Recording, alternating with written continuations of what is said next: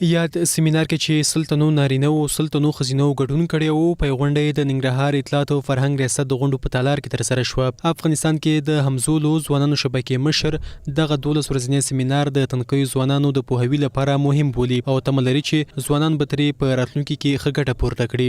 زموږ د ټریننګونو موضوعات چې ول د ایچ ای وي یا ایډز یوه خطرناکه پدیده چې په دې وروستیو کې په افغانستان کې مخ پر زیاتېدو ده په دغه برخه کې او یو د کورني تنظیم یا فیملی پلان په برخه کې چې موږ څنګه کولی شو ښه کورنۍ جوړه کړو. د مواد مخدر چې ډېر ناوړه پدیده ده چې ډېری شمېر ځوانان پرې اخته دي او همدا ځوانان دي چې د همدې خرابې لارې باندې اخته کېږي او د نورو ستونزو سره مخ کېږي. بل ورته د یاد سیمینار ګډونوال هم له دغه سیمیناره خوښ دي او ژمنه کوي چې په یادو مواردو کې خپل ترلاسه شوي معلومات به له نورو سره هم شریک کړي. د ایډز په باره کې موږ ته ډېر مهم معلومات ترلاسه شو چې د هغې د ډلې موږ ته وویل شو چې تاسو به د دې نه بعد عامه پوهاوی کوئ دا معلومات به خلکو ته رسوئ.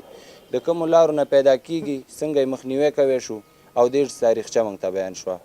نو دا معلومات موږ ته ترلاسه شو. انشاءالله په راتلونکي موږ په ټولنه کې دا معلومات نورو خلکو ته رسوو. دلته چې څوک راځي باید دا خویندې لاړې شي او هغه څوک چې په کورونو کې ناست وي هغه څوک چې نه پوهېږي کومې خویندې هغې ته دا کومې موضوعګان چې دلته اخلي باید هغه نورو خویندو ته ورسوي. د یادونې وړ ده چې د همزولو ځوانانو شبکه د نړۍ په 18 هیوادونو کې د بېلابېلو موضوعاتو په اړه د عامه پوهاوي پروګرامونه مخ ته وړي.